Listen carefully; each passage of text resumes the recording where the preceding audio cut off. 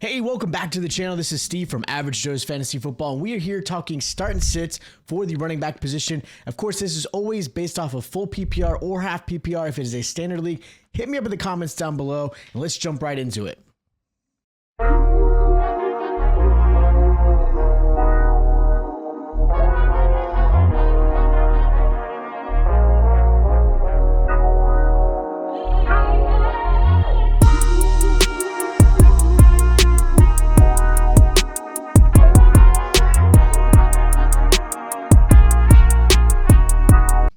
All right, so we're going to be breaking down, obviously, the matchups with Week 6 being here. We've got an early Sunday game, 2 Monday night games as well, and of course, you got to deal with injuries and everything else going on. Now, there are 2 teams on a bye. You've got the Houston Texans and the Minnesota Vikings, so realistically, not a super large amount of great wide running backs out this week, but still something to consider. Now, these are your obvious starts at the running back position. These guys are either matchup proof, great ability, of course, have been consistent, or again, have just the best matchup going forward that was pretty obvious to put him in your lineups. Now, the first running back I'm going to mention that you should consider putting in your lineup is going to be Ashton Jeanty for the Raiders. They're going against the Titans this week, and Jeanty is in a good position going forward. Now, realistically, the Tennessee Titans, I feel, are in a weird spot. Now, no one's probably going to be watching this Raiders-Titans game just because it's not a game of excitement, right? There's nothing you're really looking forward to.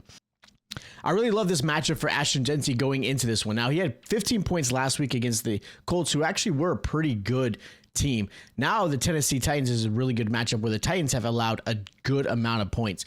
Their ranking right now when it comes to stopping the running back in the NFL is 3rd worst in the league. They're allowing over 30 points as a whole to the running back position. They're allowing 122 yards on the ground. They're allowing almost 2 touchdowns to the running back position as well. So this is a really good matchup. Not a great game between the two. I mean, no one's really looking forward to a Raiders-Titans matchup, but between some of these players like a rookie Cam Ward or maybe obviously the rookie Jeanty, there's some obviously good options here. And Jeanty actually, again, is starting to come into his own. Right now he's running back 13, not super exciting, but he's on the cusp of being that running back 12 or higher, which means he's going to be an RB1. He had a 33-point week 4, like I said, just under 16 points in week 5, so really good matchup there. Love it. Should be in your lineup no matter what. Another running back I really like is Jacory Croskey-Merritt.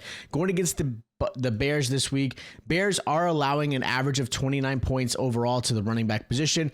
They're actually pretty good. They're not allowing 100 yards on the ground, but they are allowing plenty of receptions, about 6 receptions per game to the running back position.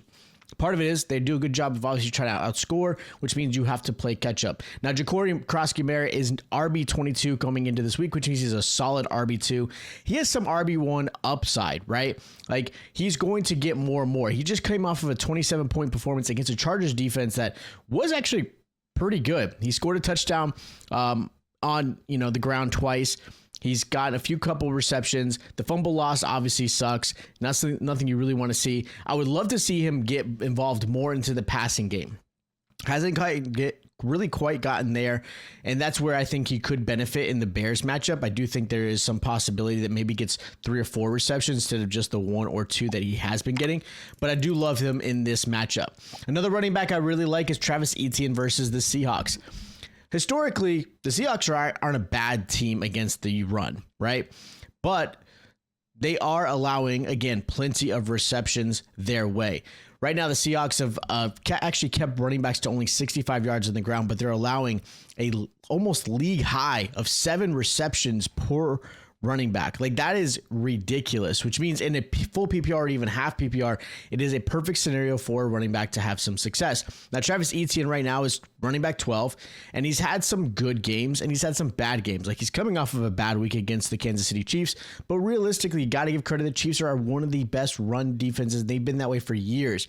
But in week 4, Etienne at 19 points. Week 2, 16 points. Week 1, 18 points. So again, matchup is there. He's getting about 3 to 4 receptions per game, which is where, again, the value is going to be because the Seattle Seahawks are allowing that to happen. I do think this is going to be a really good game. I think Seahawks actually end up pulling it off the win, but I really like him this week. And the last running back I'm going to mention is Quinshon Judkins versus the Steelers. Like, Quinshon is really coming into his own now that he's really getting the start, right? He's really coming into his own. Quinshon right now is RB 20, but that's, again, only 4 games played. And realistically, with his snap increases, he had 16 points in week 3, 21 points in week 4. Yeah, 13 points in week 5, but he had over his first 100-yard game, didn't score, and only a couple of receptions. Right now, he's been averaging about 2.5 receptions per game, which I'd love to see a little bit more. Again, the touchdown opportunity is going to be something you want to watch and get. Against the Steelers right now, perfect matchup. The Steelers are actually a defense that has had some issues. They're allowing 21 points overall. They're allowing 95 yards on the ground and about 5 receptions per game. So again, the availability is there. And I think he's going to be utilized a lot just to help out the rookie Dylan Gabriel because, again, he is a rookie. Steelers are obviously going to try to take advantage of that, but I really like Judkins there. Now, as far as running backs, I'm going to sit. I know this is going to be controversial. You're probably not going to sit him, which I completely understand. But James Cook makes me a little bit nervous this week. James Cook is going against the Atlanta Falcons. Yes, they're coming off of a bye, but the Falcons are the best team against the run as far as fantasy points go, only allowing 15 points overall. They do allow a 79 yards on the ground, but touchdown-wise, they've actually done a fantastic job. So you got to give them credit there. Atlanta has obviously stopped Bucky Irving, only had 14 points. Right? Rico Dowdle, only 10 points. Chuba Hubbard, 9 points. Jacory Croskey, 7 points. Like, matchups have been great. Jordan Mason, 5 points. They've allowed 1 touchdown all season. That was to Bucky Irving week 1. So the matchup is really, really tough. Now, are you really going to sit James Cook? Probably not. Just because of your options and availability. And that's okay. But if you have the ability to probably get another running back, maybe you picked up a player like a Quinshon Judkins, maybe you picked up a Rico Dowdle, something like that, I wouldn't be too overly concerned with possibly sitting James Cook just because of the matchup. Now, Jaylen Warren should be back this week, and if he is, I actually don't love this matchup against the Browns. The Browns are one of the best defenses against the run, and we've seen it hand in hand. I mean, again, every single year they've been great. And I do think that the Steelers are actually going to give some value to Kenneth Gainwell. Gainwell played really, really well with the absence of Jaylen Warren. Jaylen Warren's coming off an injury. We'll see how he gets utilized. He is a pass-catching back, which is where his biggest skill set is. But again, the Browns are a really, really good defense against the run. They've allowed 14 points to Jordan Mason, 17 points to Jahmyr Gibbs, and everyone else has been a lot less. They have yet to allow a touchdown. They have yet to allow 100 rushing yards, and as far as in the receiving aspect. So again, really good matchup. Not a big one that I would say I've got to put Jaylen Warren. Maybe you flex him, but I'm really, really nervous for him. Another running back, kind of a star guy, probably drafted him in the first or second round, Derrick Henry. Look, with Cooper Rush being the quarterback again, and realistically, a really tough matchup against the Rams defense that are third best against the run. They're only allowing 70 yards on the ground. They have yet to allow a touchdown to a running back position on the ground. And so with that said, Derrick Henry has absolutely struggled.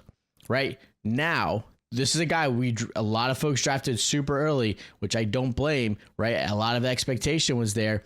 Derrick Henry is absolutely struggling. He's RB 23 right now. He's averaging only 11.9 points a game, which is the worst since his sophomore year in the NFL. Like, just I'll let you understand, that is so bad for him. He does have 4 touchdowns so far this year, which has been fantastic, and that's the only thing saving him from having absolutely horrible games. This is not a great game script. They're going to have to pass the ball quite often. I don't see them in a position to have a really successful run game. Don't love it. Another player, and last player I'm going to mention, I'm going to sit this week, is going to be Alvin Kamara versus the Patriots.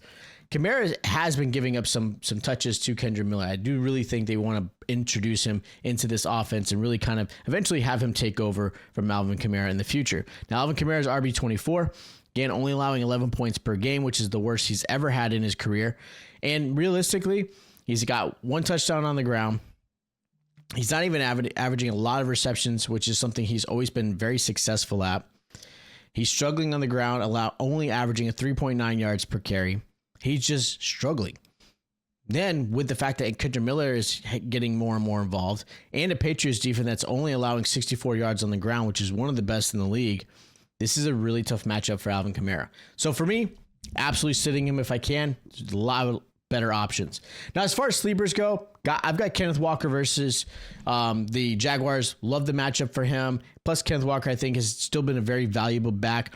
I'm not expecting him to be an RB1, Really RB2 flex play, great matchup. And then the revenge game for Rico Dowdle, you got to consider that one, right? The Cowboys defense has obviously tried to really try to stop the run, and that's something that they have not been able to do, even with the addition of, Kenny Clark. Cowboys are allowing 91 yards on the ground. They're allowing touchdowns a game. Like, receptions are about 6 or so. For me, Dowdle's got a lot to prove. He's got coming off a really amazing game of over 200 rushing yards. I do think Dallas does do better than the Dolphins, because the Dolphins are right now allowing 133 yards on the ground. But for me, I still love this matchup for Rico Dowdle. He's a nice little sleeper for this week. So those are my start, sits, and sleepers for week 6 of the NFL running back edition. Now, if you haven't already, check out my other start and sit videos. Don't forget to subscribe to the channel. Hit me up in the comments down below to help you out with any of your lineup questions. And of course, hit that like button, and I'll check you guys out next time.